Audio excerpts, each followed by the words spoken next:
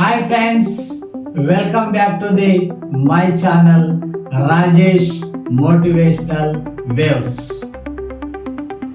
నేను మీ Rajesh, impact foundation international certified trainer.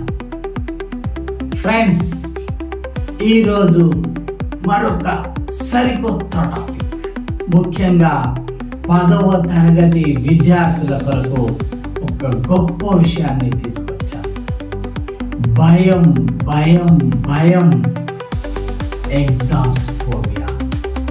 ఎక్కడ చూసినా విద్యార్థులు, 10వ తరగతి విద్యార్థులందరూ భయంతో ఊగిపోతున్నారు. భయం వీడితే జయం మనదే. పరీక్షలంటే వద్దు భయం, భయం వీడితే జయం మనదే అని గుర్తుపెట్టుకోవాలి. ముఖ్యంగా 10వ తరగతి విద్యార్థులు 1 నుండి 10వ తరగతి వరకు ఇప్పటి వరకు ఎన్నో పరీక్షలు రాశారు, చాలా బాగా రాశారు.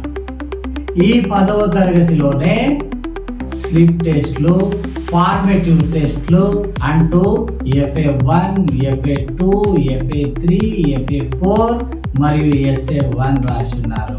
ఇక మిగిలింది ఒక SA2 మాత్రమే, వార్షిక పరీక్షలు మాత్రమే. ఇన్ని పరీక్షలు రాసిన మీకు భయం ఎందుకు?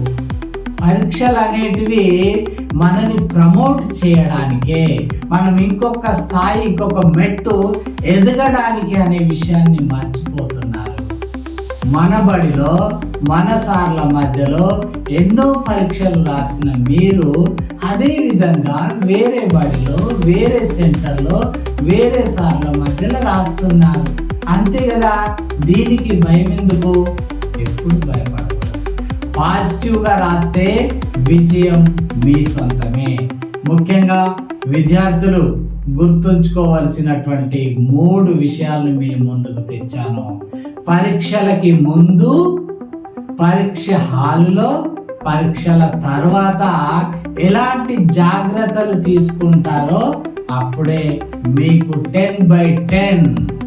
ఈసారి అయితే 100 మార్క్స్, ఈసారి 100 మార్క్స్ పక్కా. మీకు ఇది గుర్తుపెట్టుకోండి. ముందుగా పరీక్షలకి ముందు విద్యార్థి గుర్తుంచుకోవాల్సింది ఏంటి అని అంటే hall ticket, pad, pen, pencil, eraser ఇవి గుర్తుపెట్టుకోవాలి. ఎందుకంటే చాలా సందర్భంలో విద్యార్థులు టెన్షన్తో హాల్ టికెట్ మర్చిపోయిన సందర్భాలు ఎన్నో ఉన్నాయి.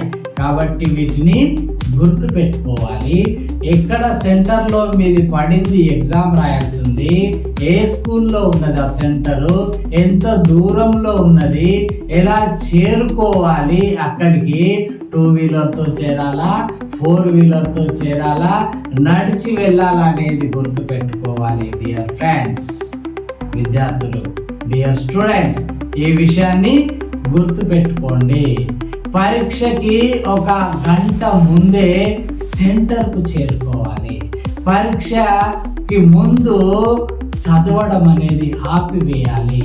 ఎందుకంటే పరీక్షకు రాయబోయే ముందు కూడా చదువుతూ ఉంటే టెన్షన్లో అనేక విషయాలు మర్చిపోతారు.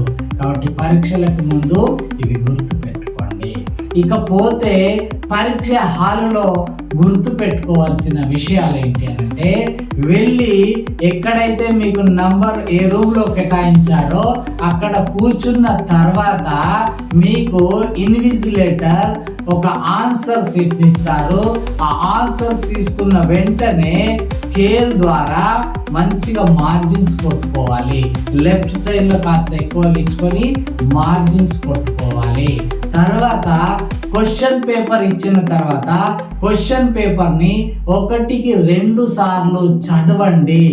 ముందు 1కి 2 సార్లు చదవండి, అర్థం చేసుకోండి, ప్రశ్నలు అడిగిన తీరు చూడండి.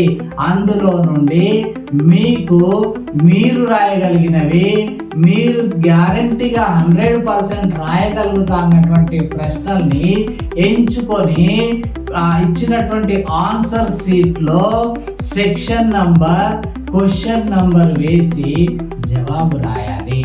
క్వశ్చన్ రాయవలసిన అవసరం లేదు, కానీ ఏ సెక్షన్ నుండి ప్రశ్న ఉన్నది, ఏ నంబర్ ఎంత అనేది తప్పకుండా వేయాలి. ఆన్సర్ని వీలైనంత మంచిగా రాయాలి. ముందుగా సమయాన్ని దృష్టిలో పెట్టుకొని విద్యార్థులు ఎస్ఏ క్వశ్చన్స్ ముందు వ్యాస రూప ప్రశ్నలకు ముందుగా జవాబు రాసి, తర్వాత షార్ట్ ఆన్సర్స్ కి జవాబు రాసి, ఆ తర్వాత వెరీ షార్ట్ ఆన్సర్స్ రాయాలి, ఆ తర్వాత బిట్ పేపర్ రాయాలి. ఎగ్జామ్ రాసేటప్పుడు విద్యార్థులు ఇంకా గుర్తు పెట్టుకోవాల్సింది ఏంటి అంటే, పేరాగ్రాఫ్ వైజ్ గా ఆన్సర్స్ రాయకుండా పాయింట్ వైజ్ గా ఆన్సర్స్ రాస్తే చాలా బాగుంటుంది. మనం రాసినటువంటి ఆన్సర్స్ లలో ముఖ్యమైనటువంటి పాయింట్స్ ఎక్కడ ఉంటాయో దాని కింద అండర్లైన్ వేయాలి, ఇన్వర్టెడ్ కామాస్ వేయాలి. అప్పుడైతే ఎవరైతే ఎవాల్యుయేట్ చేస్తారో క్వశ్చన్ పేపర్ ని, ఆయన దృష్టి డైరెక్ట్ గా ఆ అండర్లైన్ చేసినటువంటి మెయిన్ పాయింట్స్ వద్దకి, అదే విధంగా ఇన్వర్టెడ్ కామాస్ పెట్టినటువంటి పాయింట్స్ వద్దకి వెళ్ళి ఆయన మిమ్మల్ని మంచిగా రాశారు, మంచి క్లేవర్ స్టూడెంట్ అని భావించి మంచి మార్కులు ఇవ్వడానికి అవకాశం ఉంటుంది. ఇది కంపల్సరిగా విద్యార్థి గుర్తుపెట్టుకోవాలి. ఇక షార్ట్ బిట్ పేపర్ రాసేటప్పుడు కొట్టివేతలు, దిద్దుబాట్లు ఉండకుండా రైట్ అని గుర్తు పెట్టాలంటే రైట్ అని మాత్రమే గుర్తు పెట్టాలి, తప్పు అని రాయమంటే తప్పు అని మాత్రమే రాయాలి. అక్కడ ఏ విధంగా అడుగుతున్నాడో అదే విధంగా ఫాలో అయినట్లయితే తప్పకుండా మీకు మంచి మార్కులు వస్తాయి. డియర్ స్టూడెంట్స్, చివరిగా మీరు గుర్తు పెట్టుకోవాల్సింది ఏంటంటే, ఎగ్జామ్ పూర్తిగా రాసిన తర్వాత అందులో ఏమైనా తప్పులు చేసి ఉంటే, తప్పులు రాసి ఉంటే వాటి గురించి ఆలోచిస్తూ బాధపడుతూ ఉండే కంటే వాటిని మర్చిపోయి రాయబోయే పరీక్ష ఏంటి, ఏ సబ్జెక్ట్ అని ఆలోచించి ఆ సబ్జెక్టు సంబంధించిన విషయాలని చక్కగా చదువుకొని వెళ్ళి మంచిగా రాయాలి. మీరు బాధపడుతూ అయిపోయిన పరీక్ష గురించి బాధపడుతూ ఉంటే లాభం లేదు కదా. మీరు ఆ బాధ వల్ల ఇంత ఉన్నటువంటి కట్టెని ఇంత చిన్నగా చేయలేరు కదా, ఇంత పెద్దగా చేయలేరు కదా, మరి బాధపడి ఏం లాభము? వాటి జరిగిపోయిన దాన్ని మర్చిపోవాలి, రాయబోయే పరీక్షల మీద ఎక్కువ దృష్టి పెట్టుకోవాలి. అప్పుడే మీరు విజయాన్ని సాధిస్తారు. ముఖ్యంగా డియర్ స్టూడెంట్స్, మీరు ఒక డ్రీమ్ పెట్టుకోవాలి, ఆ డ్రీమ్ని గోల్ వైపు తీసుకోవాలి, ఆ గోల్కి సక్సెస్ని జోడించాలి, ఆ సక్సెస్కి ఎమోషన్స్ని జోడిస్తే విజయం మీ సొంతమే అవుతుంది. ఎక్కడైతే సక్సెస్లో ఎమోషన్ ఉంటుందో ఆడ విక్టరీ ఉంటుంది. సో డియర్ స్టూడెంట్స్, మంచిగా రాయండి. All the best. 10/10 సాధించండి.